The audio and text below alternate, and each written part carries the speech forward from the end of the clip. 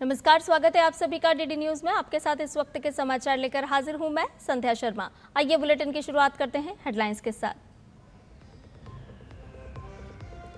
गृह मंत्री अमित शाह सिलीगुड़ी में सीमा सुरक्षा पर करेंगे उच्च स्तरीय बैठक। कई बुनियादी ढांचा विकास परियोजनाओं का करेंगे उद्घाटन और शिलान्यास।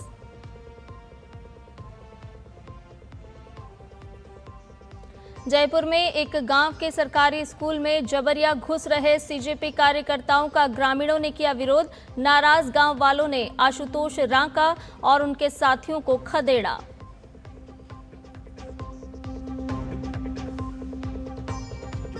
अस्पताल में जांच के बाद वापस अदयाला जेल भेजे गए पाकिस्तान के पूर्व PM Imran Khan. Supreme court के आदेश के बाद कल देर रात शिफा इंटरनेशनल हॉस्पिटल किया गया था शिफ्ट।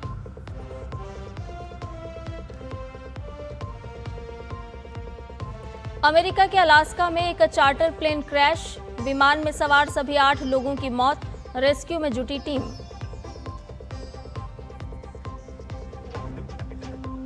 और विश्व बैडमिंटन चैंपियनशिप में आज सात्विक चिराग की जोड़ी खेलेगी पुरुष युगल क्वार्टर फाइनल। वहीं महिला युगल क्वार्टर फाइनल में त्रिसा जौली और गायत्री गोपीचंद का सामना चीन की चौथी वरीयता प्राप्त जोड़ी से।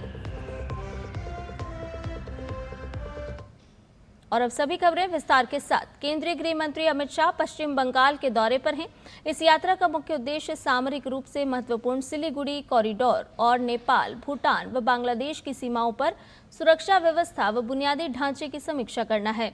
अमित शाह आज सिलीगुड़ी में सीमा सुरक्षा पर उच्च स्तरीय समीक्षा बैठक की अध्यक्षता करेंगे। इसके साथ ही वो एसएसबी की विभिन्न परियोजनाओं का लोकार्पण और शिलान्यास करेंगे। गृह मंत्री का जवानों के साथ संवाद का भी कार्यक्रम है।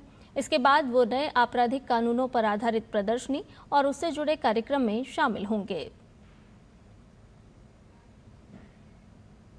राजस्थान में कॉकरोच जनता पार्टी द्वारा स्कूलों का दौरा करने का विरोध शुरू हो गया है।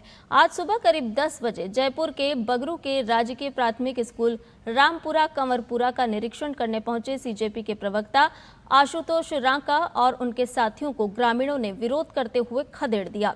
ग्रामीणों ने उन पर पथराव भी किया। वहीं महिला समर्थकों पर गांव की महिलाओं ने मिट्टी फेंकी।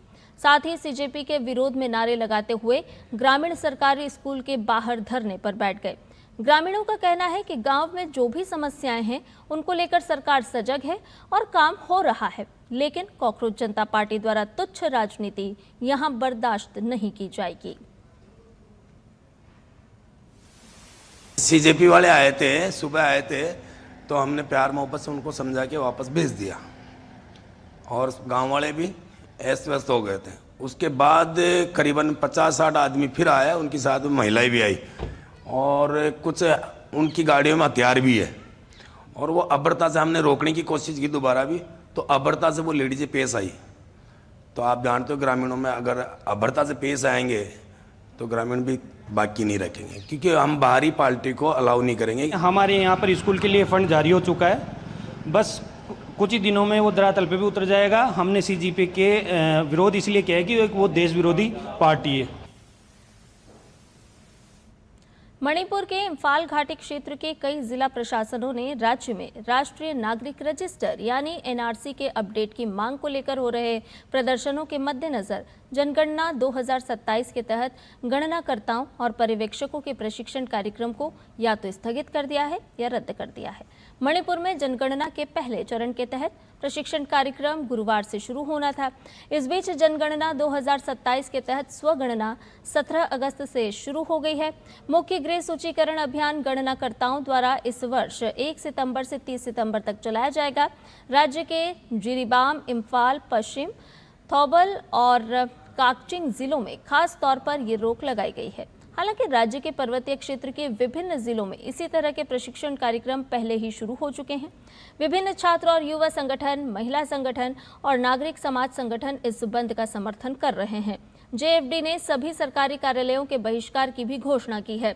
अतिरिक्त सुरक्षा बलों की तैनाती के साथ इम्फाल घाटी के बड़े हिस्से में सुरक्षा व्यवस्था और कड़ी कर दी गई है। इस बीच राज्य शिक्षा विभाग ने घोषणा की है कि मौजूदा कानून व्यवस्था की स्थिति को देखते हुए राज्य के सभी शिक्षण संस्थान गुरुवार से 3 दिन तक बंद रहेंगे। पश्चिम बंगाल भाजपा अध्यक्ष समीक भट्टाचार्य ने कांग्रेस कार्य समिति में वंदे मातरम के केवल 2 छंद गाने को लेकर पारित प्रस्ताव पर निशाना साधा है। पश्चिम बंगाल भाजपा अध्यक्ष ने कांग्रेस की राजनीति को सांप्रदायिक और विभाजनकारी बताया। उन्होंने कहा कि उत्तर प्रदेश में कांग्रेस अब केवल एक साइन बोर्ड पार्टी बनकर रह गई है। उन्होंने कांग्रेस को परजीवी राजनीतिक संगठन बताते हुए कहा कि देश का दुर्भाग्य है कि इतने बड़े देश में एक भी राष्ट्रीय विपक्षी दल नहीं बचा है। जो पार्लियामेंट में वंदे मातरम लेकर चर्चा नहीं किया, किसको वार्ता देना चाहते हैं? उसका राजनीति सांप्रदायिक राजनीति है, विभाजन की राजनीति है। वही लोग वंदे मातरम को तोड़ा, आज भी वंदे मातरम को तोड़ना चाहते हैं। ये तो पैरासाइट पॉलिटिकल ऑर्गेनाइजेशन है। ये देश की दुर्भाग्य है। इतना बड़ा देश, 140 करोड़ की लोकतंत्र, वहां में एक भी विपक्ष, नेशनल विपक्ष पार्टी नहीं रहेगी। देश की सबसे प्रतिष्ठित परीक्षाओं में से एक यूपीएससी सिविल सेवा की मुख्य परीक्षा आज से शुरू हो गई है। परीक्षा 21, 22, 23, 29 और 30 अगस्त को 2 पालियों में आयोजित की जा रही है। सुबह की पाली सुबह 9 बजे से दोपहर 12 बजे तक और दोपहर की पाली 2:30 बजे से शाम 5:30 बजे तक होगी। प्रारंभिक परीक्षा में 13,343 उम्मीदवार सफल हुए थे। उम्मीदवारों को परीक्षा केंद्र पर निर्धारित समय से कम आधे घंटे पहले पहुंचना है और प्रवेश पत्र साथ ही साथ पहचान पत्र साथ रखना होगा। उम्मीदवारों को प्रत्येक पेपर के लिए पासपोर्ट साइज फोटो साथ लाना होगा। परीक्षा केंद्र में किसी भी तरह के इलेक्ट्रॉनिक या संचार उपकरण ले जाने की अनुमति नहीं है। मुख्य परीक्षा में सफल उम्मीदवारों को अगले चरण में साक्षात्कार के लिए बुलाया जाएगा। झारखंड हाईकोर्ट ने राज्य सरकार की जेपीएससी 11वीं से 13वीं और फूड सेफ्टी ऑफिसर प्रतियोगी परीक्षा को रद्द करने के निर्णय पर रोक लगा दी है, जिसके कारण राज्य की राजनीति फिर एक बार गर्मा गई है। जेपीएससी जेएसएससी रिफॉर्म मंच ने हेमंत सोरेन सरकार पर छात्रों को छलने का आरोप लगाते हुए आज सभी जिलों में सीएम हेमंत सोरेन के पुतले दहन का आह्वान किया है। साथ ही इस बार और बड़े आंदोलन की चेतावनी भी दी है। विपक्षी दल भाजपा भी सरकार पर आक्रामक है। भाजपा का कहना है कि हेमंत सोरेन सरकार की ओर से छात्र हित में कोर्ट में कोई दलील पेश नहीं की गई, जो कि राज्य भर के छात्रों के साथ अन्याय है। उधर जेएसएससी सीजीएल के सफल अभ्यर्थी नौकरी बचाने के लिए सड़क पर उतर आए हैं। कल दिन भर सचिवालय के गेट पर प्रदर्शन करने के बाद उन्होंने मोरहाबादी से अल्बर्ट एक्का चौक तक पदयात्रा निकाली। आज भी इनका धरना प्रदर्शन जारी रहेगा। कोर्ट के फैसला का सम्मान करता हूं, लेकिन आज हम एक बात जरूर कहेंगे कि जब माननीय हाईकोर्ट के द्वारा सरकार को मौका दिया गया तो सरकार की तरफ से एजी क्यों नहीं पहुंचे? उनके द्वारा सरकारी अधिवक्ता के माध्यम से मजबूती से सीआईडी जांच का रिपोर्ट को क्यों रखा नहीं गया? सरकार का मंशा कहीं ना कहीं लिपापोती वाला नजर आ रहा है। अगर सरकार यहाँ पर धोखा देती है, सरकार यहाँ पर लिपापोती करती है, तो ये आंदोलन, जो छात्र आंदोलन शांतिपूर्ण चल रहा था, ये आगे फिर चलेगा, ये जारी रहेगा, क्योंकि इस आंदोलन में हम लोग प्राण तक भी त्याग करने के लिए तैयार थे। भारत थाईलैंड संयुक्त सैन्य अभ्यास मैत्री का 15वां संस्करण 18 से 31 अगस्त तक थाईलैंड के विभावदी रंगसिट कैंप सूरत थानी में आयोजित किया जा रहा है। इस अभ्यास में भारतीय सेना और रॉयल थाई सेना के 85 जवान शामिल हैं, जिनका प्रतिनिधित्व 9 गोरखा राइफल्स और 25वीं इन्फेंट्री ब्रिगेड की 3री बटालियन के सैनिक कर रहे हैं। इस संयुक्त सैन्य अभ्यास की शुरुआत एक स्वागत कार्यक्रम के साथ हुई, जिसकी अध्यक्षता रॉयल थाई सेना के 4थे आर्मी एरिया के कमांडर लेफ्टिनेंट जनरल नोराथेप फोइनोक ने की। इसका मकसद जंगल और सेमी अर्बन इलाकों में ज्वाइंट काउंटर इमरजेंसी और काउंटर टेररिज्म ऑपरेशन चलाने में इंटरऑपरेबिलिटी को बढ़ाना और ऑपरेशनल अनुभव का आदान प्रदान करना है। ओपनिंग सेरेमनी के बाद दोनों टुकड़ियों ने जंगल में जीवित रहने, प्राथमिक चिकित्सा और घायल सैनिकों को सुरक्षित निकालने की ज्वाइंट ट्रेनिंग ली। ट्रेनिंग में ट्रेंच क्लियरिंग ड्रिल और ज्वाइंट ऑपरेशन में मदद के लिए अनमैन्ड एरियल व्हीकल्स का इस्तेमाल भी शामिल था, जिसमें टैक्टिकल स्किल्स के साथ आधुनिक तकनीक का तालमेल बैठाया गया। मुए थाई ट्रेनिंग ने भारतीय टुकड़ी को थाईलैंड की पारंपरिक मार्शल आर्ट से परिचित कराया, जिसे अक्सर आर्ट ऑफ एट लिम्स कहा जाता है। क्योंकि इसमें मुख को कोहनियों, घुटनों और पिंडलियों का तालमेल बैठाकर इस्तेमाल होता है। इस ट्रेनिंग से शारीरिक क्षमता, फुर्ती और क्लोज कॉम्बैट स्किल्स में सुधार हुआ। साथ ही दोनों टुकड़ियों के बीच सांस्कृतिक समझ और आपसी भाईचारा भी बढ़ा। ये ट्रेनिंग धीरे धीरे एक वैलिडेशन एक्सरसाइज के साथ पूरी होगी। एक्सरसाइज मैत्री 15 दोनों सेनाओं के बीच प्रोफेशनल सहयोग, आपसी समझ और मजबूत रिश्तों को और भी बेहतर बनाएगी। पुणे में आज 12वीं ब्रिक्स संचार मंत्रियों की बैठक का आयोजन हो रहा है। बैठक की अध्यक्षता केंद्रीय संचार मंत्री ज्योतिरादित्य सिंधिया ने की। इसमें ब्रिक्स सदस्य देशों के संचार मंत्री और वरिष्ठ प्रतिनिधि शामिल हुए। बैठक में सूचना और संचार प्रौद्योगिकी, डिजिटल बदलाव, नवाचार और मजबूत डिजिटल इंफ्रास्ट्रक्चर के क्षेत्र में सहयोग बढ़ाने पर चर्चा हुई। इस वर्ष बैठक का विषय मजबूत भविष्य के लिए नवाचार, सहयोग और बदलाव रहा। कार्यक्रम के दौरान ब्रिक्स देशों को उभरती हुई तकनीकों, डिजिटल पब्लिक इंफ्रास्ट्रक्चर, भविष्य के नेटवर्क, साइबर सुरक्षा, क्षमता निर्माण और समावेशी डिजिटल कनेक्टिविटी पर चर्चा हुई। बैठक को संबोधित करते हुए केंद्रीय संचार मंत्री ज्योतिरादित्य सिंधिया ने कहा कि पिछले एक दशक में ब्रिक्स उभरती हुई अर्थव्यवस्थाओं के सहयोग का एक अहम मंच बनकर सामने आया है। साथ ही संचार मंत्री सिंधिया ने कहा कि अब ध्यान संस्थानों के निर्माण से आगे बढ़कर ठोस परिणाम देने पर होना चाहिए। उन्होंने अनुभव साझा करने के साथ साथ मिलकर काम करने वाली पहलों को लागू करने की जरूरत पर भी जोर दिया। Over the past decade, BRICS has emerged as a leading platform for cooperation among emerging economies, representing nearly half of humanity and an immense reservoir of talent and innovation. Our focus must now evolve from building institutions to delivering measurable outcomes and from exchanging experiences to implementing collaborative initiatives. Jaipur में BRICS पर्यटन मंत्रियों की बैठक जारी है। भारत की BRICS अध्यक्षता में आयोजित इस बैठक में ब्रिक्स देशों के पर्यटन मंत्री और वरिष्ठ अधिकारी हिस्सा ले रहे हैं। बैठक में ब्रिक्स देशों के बीच पर्यटन क्षेत्र में आपसी सहयोग को और मजबूत करने पर व्यापक चर्चा हो रही है। खास तौर पर पर्यटन कनेक्टिविटी बढ़ाने, यात्रियों के लिए यात्रा सुविधाओं को आसान बनाने और देशों के बीच पर्यटक प्रवाह बढ़ाने पर जोर दिया जा रहा है। बैठक का प्रमुख फोकस सतत और जिम्मेदार पर्यटन को बढ़ावा देना है। इसके साथ ही पर्यटन क्षेत्र में आर्टिफिशियल इंटेलिजेंस के इस्तेमाल, स्किलिंग और क्षमता निर्माण जैसे मुद्दों पर मंथन जारी है। केंद्रीय पर्यटन एवं संस्कृति मंत्री गजेंद्र सिंह शेखावत बैठक में सांस्कृतिक विरासत के संरक्षण और उसे पर्यटन से जोड़ने के साथ साथ सदस्य देशों के बीच पर्यटक प्रवाह बढ़ाने के उपायों पर जोर देते नजर आए। Many of dimensions that makes tourism such a powerful instrument of economic and social development. Its historic cities, its forts and royal palaces, living heritage, architecture, craft, cuisine, cultural traditions and diverse landscapes. They demonstrate how tourism can create economic opportunity while also giving communities a reason to preserve and celebrate their identity. देश में चीनी की बढ़ती कीमतों पर लगाम लगाने और आगामी त्योहारी सीजन में पर्याप्त उपलब्धता सुनिश्चित करने के लिए केंद्र सरकार ने 10 लाख मीट्रिक टन कच्ची चीनी के शुल्क मुक्त आयात की अनुमति दे दी है। वाणिज्य मंत्रालय की अधिसूचना के अनुसार ये आयात इस साल 31 अक्टूबर तक किया जा सकेगा। सरकार का ये फैसला ऐसे समय में आया है जब घरेलू बाजार में चीनी की कीमतें रिकॉर्ड स्तर पर पहुंच गई हैं।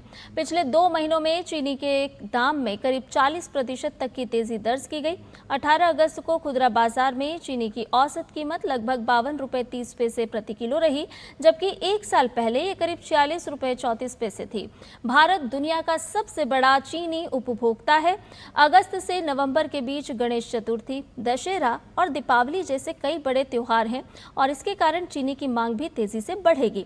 मिठाइयों, बेकरी उत्पादों और पेय पदार्थों में खपत बढ़ने से इस अवधि में बाजार पर अतिरिक्त दबाव बन जाता है। सरकार चाहती है कि त्योहारों से पहले पर्याप्त स्टॉक उपलब्ध रहे और कीमतों में और तेजी ना आए।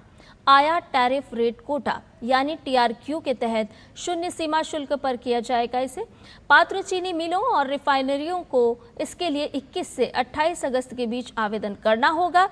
कच्ची चीनी देश में रिफाइन कर तैयार चीनी में बदली जाएगी। सरकार को उम्मीद है कि इससे घरेलू बाजार में अतिरिक्त आपूर्ति आएगी और कीमतों पर दबाव भी घटेगा। हालांकि विदेश से चीनी पहुंचने में समय लगने के कारण इसका पूरा असर तत्काल नजर नहीं आएगा।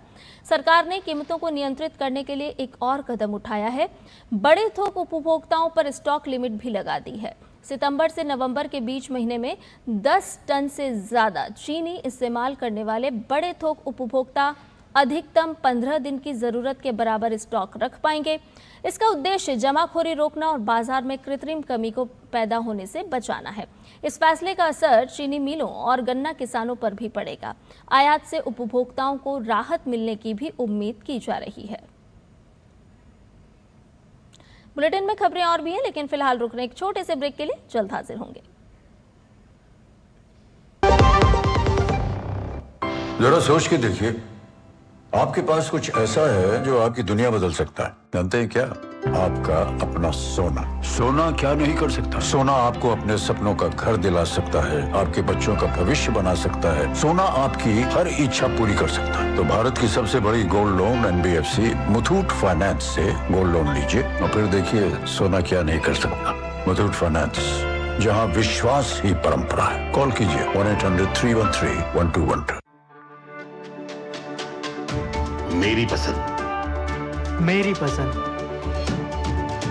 मेरी पसंद, मेरी पसंद,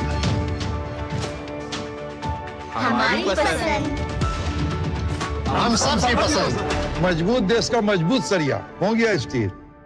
पढ़ता है, खेलता है, झूलता उछलता है, दौड़ता कभी कभी दौड़ कराता है, आगे आगे बढ़ता है इंडिया, अमूल दूध पीता है इंडिया।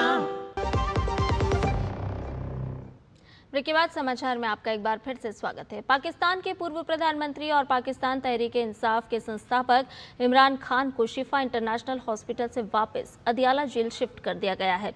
जेल सूत्रों के मुताबिक इमरान खान को उनके सेल में भेज दिया गया है। इससे पहले उन्हें कड़ी सुरक्षा के बीच जेल से हॉस्पिटल ले जाया गया था।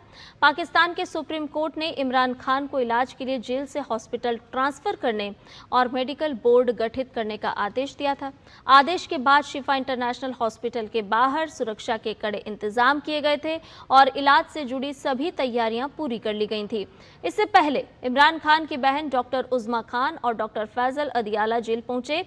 दोनों गेट नंबर 5 से जेल परिसर में दाखिल हुए, जबकि नौरीन नियाजी जेल के बाहर मौजूद रहीं।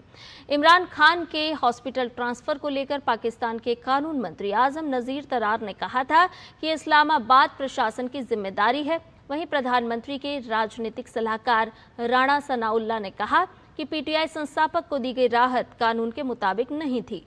इमरान खान लंबे समय से जेल में बंद हैं और उनके स्वास्थ्य को लेकर PTI लगातार चिंता जताती रही है। सुप्रीम कोर्ट के आदेश के बाद उनके इलाज और मेडिकल जांच को लेकर ये कदम उठाया गया था। अमेरिका के अलास्का में 8 लोगों को ले जा रहा एक चार्टर विमान सुदूर रडार केंद्र के पास दुर्घटनाग्रस्त हो गया। राष्ट्रीय परिवहन सुरक्षा बोर्ड यानी NTSB के अनुसार विमान में 2 पायलट और 6 यात्री सवार थे और हादसे में सभी की मौत हो गई है। अधिकारियों के मुताबिक विमान ने एंकोरेज से उड़ान भरी थी और केप न्यूएनहम के पास पहुंचते समय दुर्घटनाग्रस्त हो गया। अलास्का रेस्क्यू कोऑर्डिनेशन सेंटर ने Cape Newenham long range radar site के पास विमान हादसे की सूचना मिलने के बाद खोज और बचाव अभियान शुरू कर दिया है। आइए खबरों में आगे बढ़ते हैं। सोमालिया तट के पास 6 भारतीयों को अगवा कर लिया गया। समुद्री लुटेरों ने सोमालिया के पुंटलैंड तट के पास कैमरून के झंडे वाले मालवाहक पोत पर 6 भारतीय सवार थे। MV लुतुफ नामक पोत को इस सप्ताह सोमवार को अगवा किया गया था। इस जहाज पर मोगादिशु में एक सैनिक प्रशिक्षण केंद्र के लिए तुर्की के हथियार, संचार और सैटेलाइट उपकरण लदे हुए थे। लुटेरे पोत को पुंटलैंड के नुगाल तट की ओर ले गए। अधिकारी ने बताया कि पोत को पुंटलैंड के ईयल जिले में मराया से करीब 3.5 समुद्री मील दूर अगवा किया गया।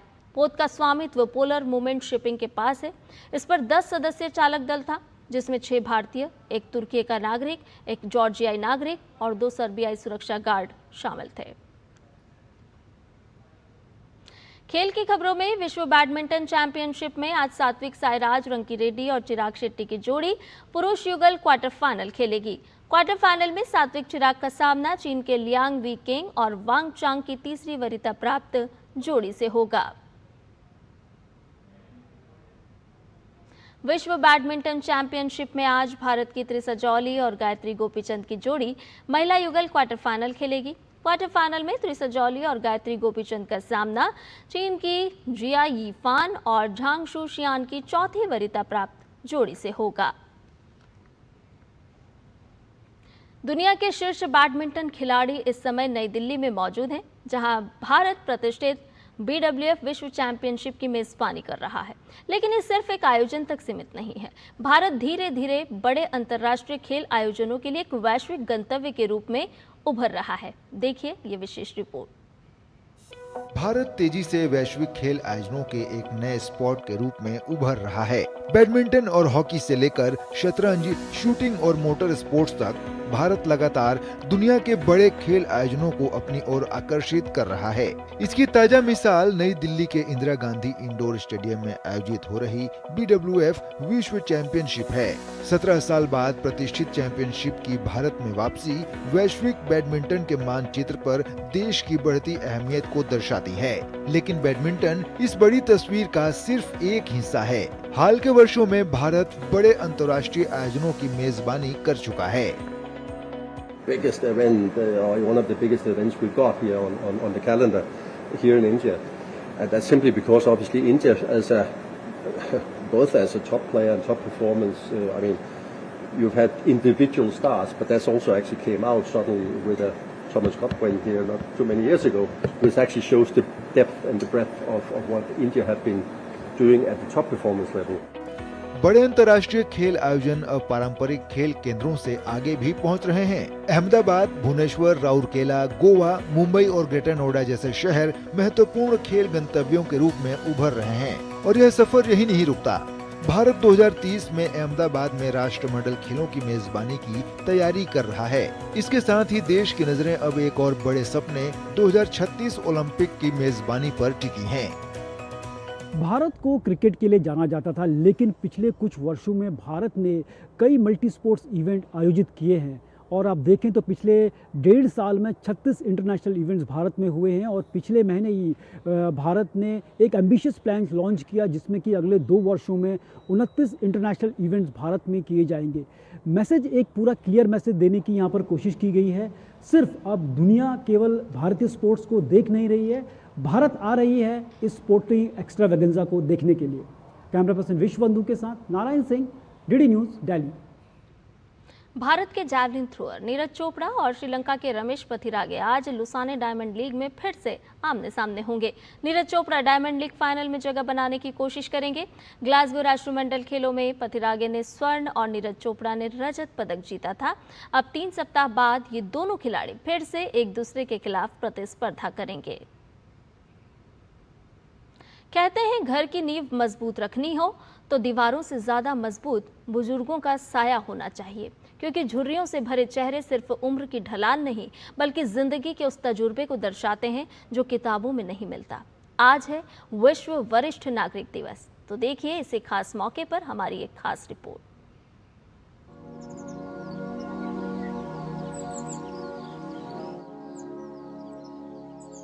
किसी भी समाज की संस्कृति और संस्कार की पहचान इस बात से होती है कि वो अपने बुजुर्गों का कितना सम्मान करता है। हर साल 21 अगस्त को दुनिया भर में विश्व वरिष्ठ नागरिक दिवस मनाया जाता है। इस दिन का मकसद हमारे उन बुजुर्गों के प्रति आभार जताना है जिन्होंने अपना पूरा जीवन हमारे भविष्य को संवारने में लगा दिया। इस दिन वरिष्ठ नागरिकों के योगदान को सम्मानित किया जाता है और दुनिया भर में उनके सामने आने वाली समस्याओं के प्रति जागरूकता बढ़ाई जाती है। वर्ष 2026 में इस दिवस के अवसर पर भारत में इसका महत्व विशेष रूप से बढ़ जाता है, क्योंकि देश में बुजुर्गों की आबादी तेजी से बढ़ रही है। भारत की बुजुर्ग आबादी 2011 के 10 करोड़ से बढ़कर 2036 तक 23 करोड़ होने का अनुमान है। कुल आबादी में उनकी हिस्सेदारी 8.4% से बढ़कर 14.9% हो जाएगी। बढ़ती बुजुर्ग आबादी को देखते हुए केंद्र सरकार उनके कल्याण के लिए कई कदम उठा रही है। सरकार ने वरिष्ठ नागरिकों के कल्याण, स्वास्थ्य सेवा और सामाजिक सुरक्षा के उपायों की मजबूती के लिए कई योजनाएं लागू की हैं। सामाजिक न्याय एवं अधिकारिता मंत्रालय देश भर के वरिष्ठ नागरिकों के कल्याण के लिए अटल वयो अभ्युदय योजना नामक एक व्यापक योजना चला रहा है। इस योजना में आश्रय और देखभाल, राज्य स्तरीय उपाय, शिकायत निवारण, सहायक उपकरण, अभिनव समाधान, बुजुर्गों की देखभाल और वृद्धावस्था में स्वस्थ व सक्रिय रहने के लिए अन्य पहल शामिल हैं, जहां असहाय वरिष्ठ नागरिकों को आश्रय, पोषण, चिकित्सा और मनोरंजन सहित सभी सुविधाएं निःशुल्क प्रदान की जाती हैं। सरकार ने वरिष्ठ नागरिकों के लिए राष्ट्रीय हेल्पलाइन अल्डर लाइन के माध्यम से शिकायत निवारण और सहायता सेवाओं को भी मजबूत किया है। 1 अक्टूबर 2021 को शुरू की गई टोल फ्री हेल्पलाइन 14567 शिकायत निवारण सेवाएं प्रदान करती है और वरिष्ठ नागरिकों को केंद्र व राज्य सरकारों के संबंधित अधिनियमों, योजनाओं और कार्यक्रमों के बारे में जागरूक करती है। वहीं राष्ट्रीय वयोश्री योजना के तहत 15,000 रुपए तक की मासिक आय वाले उन वरिष्ठ नागरिकों को शारीरिक सहायता और सहायक उपकरण प्रदान किए जाते हैं जो उम्र से जुड़ी दिव्यांगता या कमजोरी से जूझ रहे हैं।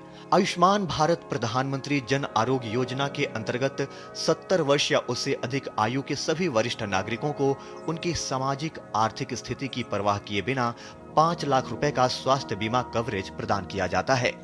आज इस खास दिन पर सिर्फ संदेश देने की नहीं, बल्कि अपने घर के बुजुर्गों को ये एहसास कराने की जरूरत है कि वे हमारे लिए कल भी अहम थे, आज भी अनमोल हैं और हमेशा रहेंगे। Bureau report, DD news. तो संभाल के रखिए अपनी इस अनमोल धरोहर को। इसके साथ ही समाचार में फिलहाल के लिए इतना ही। मुझे दीजिए इजाजत। नमस्कार।